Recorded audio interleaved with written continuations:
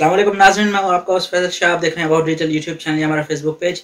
आपने अगर हमारी वीडियो देखने के लिए टाइम निकाला, आपका बहुत बहुत शुक्रिया। मुनासिब समझे और चैनल को सब्सक्राइब करें। नाज़रीन, जीसी यूनिवर्सिटी गर्ल केस के बारे में ये हमारी किस्त नंबर 5 है। इसमें कुछ इंपॉर्टेंट डेवलपमेंट्स हुई हैं, इस हवाले से हम आपको बताएंगे।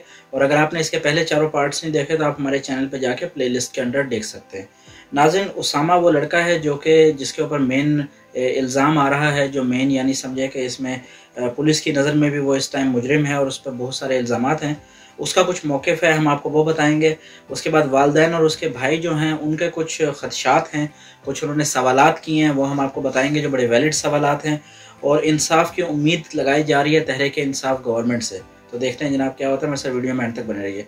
नाज़रीन, सबसे पहले वीडियो का मकसद हम सिर्फ आपको बता दें कि वालिदैन का मौक़िफ़ लोगों के सामने लाना है, क्योंकि इस बारे में मीडिया ने जो कुछ दिखाया, वन साइडेड मौक़िफ़ दिखाया, लड़कियों को कसूरवार बता दिया, हालांकि वो अपनी जान से भी हाथ धो बैठी। तो हमारा मकसद सिर्फ ये कवरेज करने का ये है कि मीडिया बिल्कुल कोई कवरेज नहीं दे रहा। और हम ये समझते हैं कि अगर इस मामले को मंतकी अंजाम तक पहुँचाना है और जो कसूरवार है उनको सज़ा देनी है ताकि आगे किसी की बहन बेटी के साथ ऐसा ना हो सके, तो इसलिए ये मामला परस्यू करना और ख़बरों में लाना ज़रूरी है, जब तक कि पुलिस और इदारों पे इतना प्रेशर ना बन जाए कि वो सज़ा दें उन लोगों को जो कि इसमें नामज़द हैं या जो कसूरवार हैं। तो जनाब सिर्फ ये मकसद है और कोई मकसद नहीं होता। अच्छा जनाब, सबसे पहले तो हम आपको बता दें कि वालदा और भाई जो हैं उस लड़की के, उन्होंने पोस्टमार्टम की जो रिपोर्ट है उसमें कुछ गलतियों का इंकशाफ किया है और उन्होंने अपना अदम एतमाद शो किया है कि हमें पोस्टमार्टम की रिपोर्ट पे एतबार नहीं है। ठीक है। उसामा की जहाँ तक बात करें तो इसामा जो है उसकी बातें के बारे में कहा गया है कि वो झूठ बोल रहा है। भाई ने ये कहा है कि वो लड़का उसामा झूठ बोल रहा है 2-3 जगहों पे जो उसका बयान है उस हवाले से। और उसामा की जहाँ तक बात करें तो लगता ये है कि जैसे शायद उसामा किसी को बचाने की कोशिश कर रहा है। नाज़रीन, कुछ सवालात हैं 3 बड़े इंपॉर्टेंट जो कि भाई की तरफ से किए गए हैं लड़की के, जो हम आपके सामने एक एक करके रख देते हैं। सबसे पहले वो ये कहते हैं कि जब हमारी बहन का पोस्टमार्टम हो गया, हमें बॉडी मिल गई, हम अपने आबाई इलाके में ले गए और जब उसकी तदफीन करनी थी तो जब उसे गुस्ल दिलाया गया सुन्नत मोहम्मदिया के मुताबिक, तो जब गुस्ल हुआ तो उसमें कुछ निशानात पाए गए जनाब।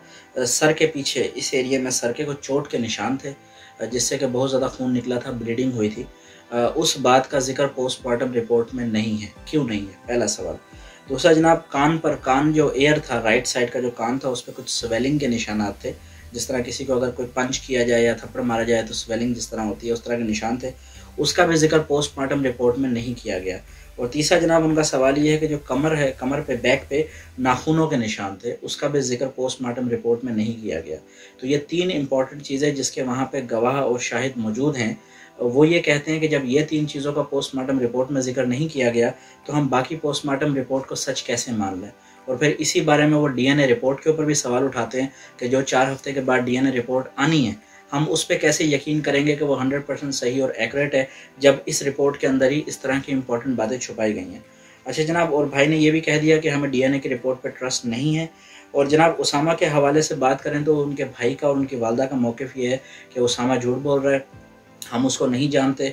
वो ये कहता है कि लड़की की वालदा मुझे जानती थी, मेरा उनके घर आना जाना भी था। तो बकौल उन लोगों के कि हम नहीं जानते उसको और हमें नहीं पता कि वो ऐसा क्यों कर रहा है, लेकिन बकौल उसके भाई की जब हमने इंक्वायरी की तो हमें पता ये चला कि जो उसामा लड़का है वो बेसिकली एक ट्रैवल एजेंसी का काम करता है, ट्रैवल एजेंसी चलाता है और उसके वालिद फ़ौत हो चुके हैं और तबीयतन वो एक अयाश किस्म का इंसान है और वो अच्छा इंसान नहीं है, बकौल लड़की की वालदा और भाई का जो बयान है उसके। अच्छा जनाब, बाकी वालदा ये कहती हैं, वालदा का जो बयान है कि हमारी बेटी ने जब उसकी डिग्री पूरी हो गई थी तो यूनिवर्सिटी का एक प्रोसीजर है कि 1,20,000 रुपये की जो उसकी रिमेनिंग यानी पे ड्यूज़ थे जो देने थे, वो देने के बाद में उसको फाइनल क्लियरेंस और डिग्री मिलनी थी ताकि वो आगे तालीम हासिल करती या किसी जगह पे वो जॉब करती या वेल सेटल्ड होती किसी जगह। तो वो जनाब 1,20,000 की डिमांड की गई यूनिवर्सिटी की तरफ से कि स्टूडेंट्स को के आएँ और क्लियर करके अपनी डिग्री ले जाएँ। तो उसने एप्लीकेशन दी थी लड़की ने, जिसका एविडेंस प्रूफ उन लोगों के पास मौजूद है यूनिवर्सिटी को कि 1,20,000 अभी हम मैनेज नहीं कर सकते, हमें कुछ टाइम दे दें, डिले कर दें, थोड़ा हमें टाइम मिल जाए ताकि हम इंतज़ाम करके आपको दे सकें। तो लेकिन यूनिवर्सिटी नहीं मानी तो फिर उन्होंने कहीं ना कहीं से उधार पकड़ के पैसे पकड़ धकड़ करके बहरहाल अपनी बेटी को भेजा कि भाई आप जाके पैसे क्लियर करके अपनी डिग्री ले आएँ। तो यहाँ पे ये इंपॉर्टेंट जनाब पॉइंट इसलिए है कि अगर इस तरह का मामला, वालिदैन उसकी जो वालिदा और भाई हैं उन्होंने ये पॉइंट उठाया है कि अगर हमारी बहन के साथ जो बात की गई है कि वो हमला थी और इस तरह के मामला थे, तो 1,20,000 रुपये की उसको ज़रूरत थी। तो जब उसने यूनिवर्सिटी को एप्लीकेशन दी कि ये डिले कर दें थोड़ा, और हम जो है अभी फ़िलहाल पे नहीं कर सकते, 2-4 महीने के बाद हम करेंगे। तो अगर ऐसा कुछ मसला था और उसने हमल अपना ख़त्म करना था, तो वो ये एप्लीकेशन कभी भी यूनिवर्सिटी को ना लिखती। वो ये ना कहती कि आप हमें माफ़ कर दें या अभी थोड़ा-सा टाइम दे दें हमें, क्योंकि अगर यूनिवर्सिटी टाइम दे देती, पॉजिटिव जवाब दे देती, तो ऐसे में उस लड़की को 1,20,000 नहीं मिलने थे, ना उसको पैसे मिलते, ना वो जाती और ना ये सारा प्रोसीजर होता जो हुआ। तो ये एक बहुत बड़ा सवाल है और ये एक वैलिड पॉइंट है, हम समझते हैं कि जिस पे कि इंक्वायरी करना ज़रूरी है। अच्छा जनाब, उसके बाद एक और मामला ये है कि लड़की का जो भाई है उसने स्पेशली ये बात की है कि जो टेलीफोन रिकॉर्ड है, हमारी बहन का जो फ़ोन था वो पुलिस के पास था, तो उसका जो रिकॉर्ड है या उसकी जो सिम थी वो तो उसके नाम थी, अगर फ़ोन नहीं भी है तो सिम कार्ड से पुलिस या इस तरह के जो आर्म्ड फोर्सेस होते हैं या इदारे होते हैं आपके, वो सारी रिपोर्ट निकलवा सकते हैं। यानी मकसद ये, उससे ये भी पता चल जाएगा कि ये लड़की कितने बजे किस दिन अपने घर से, अपने शहर से निकली और किस रास्ते के ज़रिए ये किस जगह पहुंची, फिर कितना अरसा किस जगह रही और फिर वापसी कहाँ तक, जब तक कि उसका फ़ोन ऑफ नहीं हुआ, सारा रिकॉर्ड उनके पास मौजूद होगा।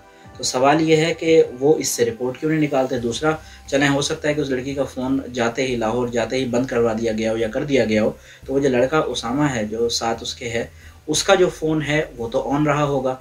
तो वो जो सारी कहानी सुना रहा है कि हम पहले शोरकोट झंग गए, फिर हमने काम किया, फिर हम वापस आए, फिर हम 2-3 दिन घर में ठहरे, उसके बाद तबीयत ख़राब हो गई और फिर हम हॉस्पिटल लेके आए, तो ये बात सारी की सारी वेरीफाई की जा सकती है उस लड़की का फ़ोन नंबर और उस लड़के उसामा के फ़ोन नंबर के साथ। और दूसरी बात जनाब, जो पॉइंट वो रखते हैं उसके भाई, वो ये कहते हैं कि अगर ये जिस तरह से कहा जा रहा है कि मेरी बहन का कोई ताल्लुक़ था उसामा के साथ या ऐसा कोई मामला था, तो आप मेरी बहन का और उसामा के फ़ोन का कंप्लीट रिकॉर्ड निकालें। आपको कंप्लीट रिकॉर्ड निकालने से पता चल जाएगा कि इनके आपस में कितनी बात होती थी, कब बात होती थी, क्या मामला थे। तो ये सारा रिकॉर्ड टेलीफोन नेटवर्क के पास, नेटवर्क प्रोवाइडर के पास कम से कम आखिरी 90 दिन का मौजूद होता है। तो अगर मौजूद होता है तो उसकी इंक्वायरी क्यों नहीं की गई, या कि अगर नहीं की गई तो करनी चाहिए, ताकि जनाब इंसाफ के तकाजे पूरे किए जा सके। तो इस वक्त तक हमारे पास दोनों तरफ का मौक़िफ़ आया, उसामा लड़के की तरफ से भी, लड़की के घर वालों की तरफ से भी, वो भी हमने आपको बताया। तो तमाम हम आपको अपडेट दे रहे हैं सिर्फ इसलिए कि एक तो आप इससे बाखबर रह सके, क्योंकि मीडिया इस बारे में खामोश है। शायद उनके अपने पर्सनल मफादात हैं, जो भी वजह हम नहीं जानते, वल्लाहु आलम। लेकिन हमारी पर्सनल राय ये है कि ये जो हुआ बुरा हुआ, एक इंसान की जान गई और जिसका अजाला डेफिनेटली नहीं किया जा सकता। जो कसूरवार हैं उनको ज़िम्मेदार ठहरा के उनके ख़िलाफ़ सख्त से सख्त कार्रवाई होनी चाहिए, ताकि फ्यूचर में कोई भी ऐसा अमल ना उठाए। ना कोई लड़की जब इन चीज़ों को देखेगी, इस पूरे केस के साथ गो थ्रू करेगी, उसको भी ये सबक मिलना चाहिए कि इस तरह के अगर कोई वो काम करती है तो उसके अंजाम कैसे होते हैं। उसके बाद वो डॉक्टर्स या वो नर्सेज़ या वो दाइयाँ जिन्होंने इस तरह का अगर कोई ट्रीटमेंट किया है, तो उन्हें भी सबक मिलना चाहिए और उन्हें ये समझना चाहिए कि इस तरह के काम करके वो कैसे किसी की ज़िंदगी को ख़तरे में डाल सकते हैं। तो जनाब, ये थी आज की वीडियो। इस हवाले से अगर फर्दर अपडेट होगी तो हम और वीडियो बनाएंगे आपके लिए। अगर आपको हमारा काम मुनासिब लगे तो हमारे चैनल को सब्सक्राइब करें, लाइक करें, अपने दोस्तों के साथ शेयर करें। एक 5 से 6 मिनट की वीडियो आप तक कमो बेश 3 घंटे की मेहनत के बाद पहुंचती है। जब आपकी तरफ से हमें लाइक मिलता है, कमेंट मिलता है, बिलखसूस शेयर मिलता है व्हाट्सएप या फेसबुक पर, तो हमें लगता है कि हमारी मेहनत रायगा नहीं गई। पाकिस्तान जिंदाबाद। अगर आपने अब तक हमारा चैनल सब्सक्राइब नहीं किया तो प्लीज़ सब्सक्राइब कर लें, बेल के आइकन को दबा लें ताकि आप तक हमारी वीडियो सबसे पहले पहुँचे।